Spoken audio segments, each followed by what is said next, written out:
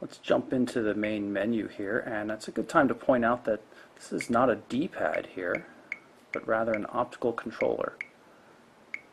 Not particularly good for navigating through the menu here. It seems it jumps around a bit too much, but probably good for links in a browser. We'll test that out a little bit later. In any case, let's take a look at the main menu, what we've got here. A bunch of Sprint services, Sprint's NFL football, Sprint TV, Sprint Zone is how you get to your account information, things like that. NASCAR. Where is a nice app for looking up local services. ThinkFree Office reads Office documents, YouTube client, voice search and dialer. File Manager, there's the, looks to be the generic application for music on Android. We'll take a look at that. Camera, contacts, email, Facebook, photo gallery, and of course browser, and the Amazon MP3 store, which is always nice. I've loaded up the Mobile Burn website here. You can see it's a nice WebKit based browser, rounded corners, things like that.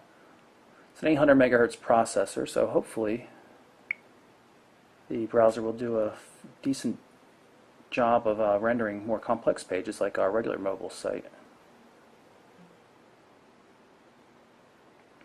Page is loading up right now. You can see appears to be rendering everything properly. It tells us that we can double tap to zoom in and out. You'll notice just it's not super clear though because it's only a wide QVGA display, unlike the half VGA displays that were kind of standard on Android for a while. It's still loading the page. Let's see if it can handle the double tap. It does just fine.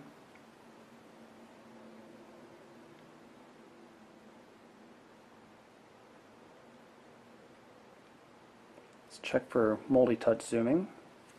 That is also present.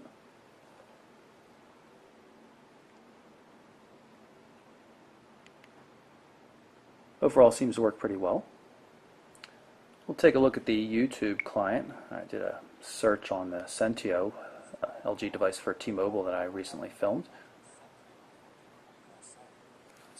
Turn the volume up a bit.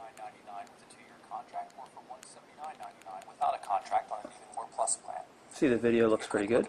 See if we can skip ahead. There's that aren't listed here. Display. And we've got phone themes. Let's see what else we have. Here's a nice white one. I'm having a lot of problems with these touch-sensitive buttons, especially the back button. It just sometimes doesn't feel like it's catching. It's like you have to press hard. Maybe it requires a larger contact to activate or something, but it has been kind of annoying. You'll see with the home key too, pressing it a couple times to get things to work. In any case, let's pull up the camera.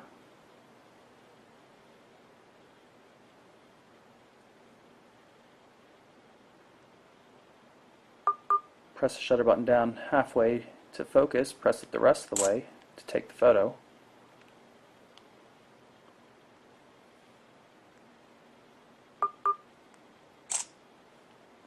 And we can also easily shoot video. This is a test video just to see what it looks like. We'll stop it. Go to the gallery and play the video. Test video just to see what it looks like. We'll stop it. Audio sounds a little harsh. There's that back button issue again. Having a real problem with it. Let's look at the settings. It's high quality video. It's not saying specifically what that is. Probably QVGA or something.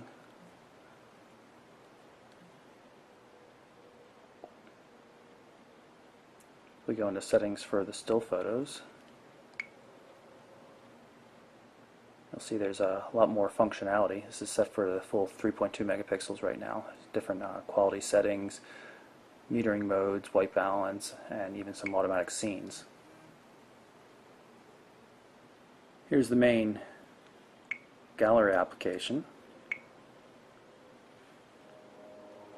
No swipe gestures, just tapping on the controls. You can see that there is auto rotate functions inside the camera though, so it detects rotation.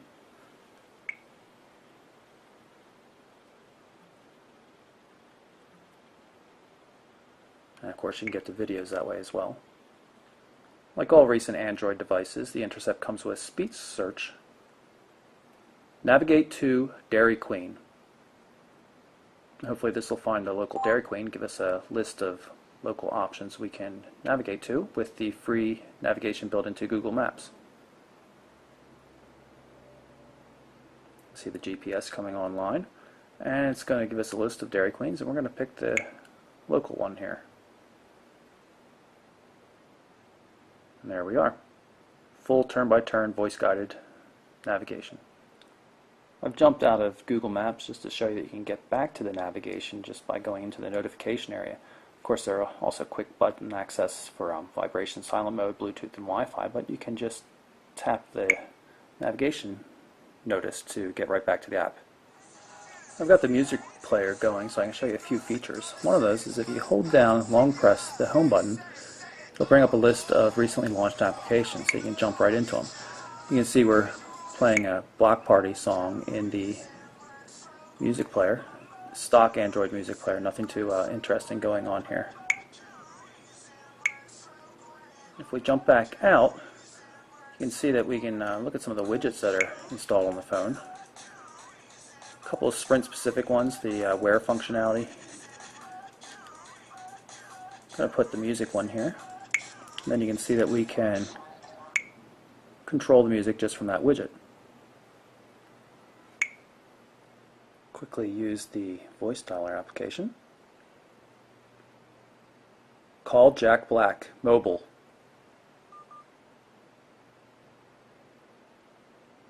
You can see it's quite easy to place a call that way.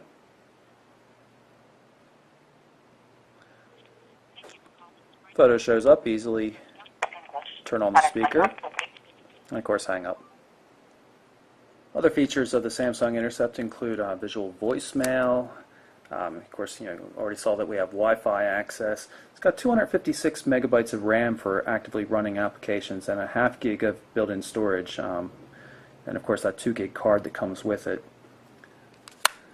It's a pretty decent device, just not a great device. The keyboard's not as bad as I expected it to be. I really don't like the layout too much, but the keys are working. It's the touch-sensitive keys down here that are really bothering me. Reception is somewhere middle of the road, not the best I've seen on a Sprint device, but it seems to be passable in general. For $99.99, it's not a bad device, I suppose, although I would expect something a little bit more high-res than a wide QVGA display at this price point. In any case, that's the Samsung Intercept for Sprint. I'm Michael Orrell for MobileBurn.com and AndroidAuthority.com.